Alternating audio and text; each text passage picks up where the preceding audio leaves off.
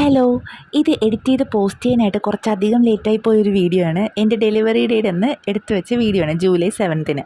So രാവിലെ 6 മണിയാകുമ്പോൾ എനിക്ക് ലേബർ റൂമിലേക്ക് പോകണം. ഞാനൊരു 4 മണിയായപ്പോൾ തന്നെ എഴുന്നേറ്റ് ബ്രഷൊക്കെ ചെയ്ത് ഫ്രഷായി നിന്നിട്ടുണ്ടായിരുന്നു. പിന്നെ എല്ലാം കൂടെ ഒറ്റയടിക്ക് ഈ വീഡിയോ തന്നെ പറയുന്നത് എന്താണെന്ന് വെച്ചാൽ എൻ്റെ വേറെ വീഡിയോസൊന്നുമില്ല. ഉള്ള വീഡിയോസ് എല്ലാം കൂടെ കൂട്ടിപ്പെറുക്കിയാണ് ഞാനിപ്പോൾ ഈ വീഡിയോ ചെയ്യുന്നത്.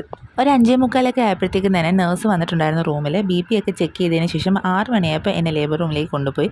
പിന്നെ ലേബർ റൂമിലേക്ക് പോയപ്പോൾ ഞാൻ എൻ്റെ മൂത്ത പുത്രിയോട് അധികം യാത്ര പറയാൻ നിന്നില്ല. കാരണം ഒരുപാട് യാത്ര പറഞ്ഞാൽ അവൾക്ക് വിഷമവും, അവൾ കരയും, പിന്നെ ഞാനും കരയും. അതുകൊണ്ട് ഞാൻ പെട്ടെന്ന് ഒരു ഉമ്മ കൊടുത്തിട്ട് അങ്ങ് കയറി പോവുകയാണ് ചെയ്തത്. 6:30 ആയപ്പോഴത്തേക്കും എനിക്ക് പെയിൻ വരാനായിട്ടുള്ള ട്രിപ്പ് ഇട്ടിട്ടുണ്ടായിരുന്നു. പക്ഷേ എനിക്ക് കാര്യമായിട്ടുള്ള പെയിനൊന്നും വന്നിട്ടില്ലായിരുന്നു. ഒരു 7 മണി തൊട്ട് 8 മണി വരെ ഞാൻ നന്നായിട്ട് കിടന്ന് ഉറങ്ങുകയാണ് ചെയ്തത്. 8:30 ആയപ്പോഴത്തേക്കും എൻ്റെ ഡോക്ടർ വന്നിട്ടുണ്ടായിരുന്നു. അങ്ങനെ മാഡം ഒരു PV ചെയ്തു. PV ചെയ്തതിന് ശേഷം എനിക്ക് ചെറിയ രീതിയിലുള്ള പെയിനൊക്കെ സ്റ്റാർട്ടായി. പക്ഷേ പ്രോപ്പറായിട്ടുള്ള പെയിൻ സ്റ്റാർട്ട് ചെയ്തത് ഒരു 10 മണിയൊക്കെ ആയപ്പോഴത്തേക്കുമാണ്. അങ്ങനെ പെയിൻ നല്ല രീതിക്ക് കൂടി വരുന്നു. അപ്പോഴത്തേക്കും എന്നോട് എപ്പിഡ്യൂറൽ എടുക്കുന്നുണ്ടോ എന്ന് ചോദിച്ചു. ഞാൻ പറഞ്ഞു വേണ്ട. കാരണം എൻ്റെ ഡോക്ടർ എന്നെ പറഞ്ഞിട്ടുണ്ടായിരുന്നു, മോളെ ഇപ്പോൾ ഡെലിവറി ആവും, പെട്ടെന്നാവും, വെറുതെ എപ്പിഡ്യൂറൽ എടുക്കണ്ട, നിനക്ക് സഹിക്കാൻ പറ്റും എന്നിങ്ങനെ മാഡം പറഞ്ഞുകൊണ്ട് ഞാനും ആ ധൈര്യത്തിൽ വേണ്ടാന്ന് പറഞ്ഞു. എൻ്റെ ഫസ്റ്റ് ഡെലിവറിയിൽ ഞാൻ എപ്പിഡ്യൂറൽ എടുത്തിട്ടുണ്ടായിരുന്നു.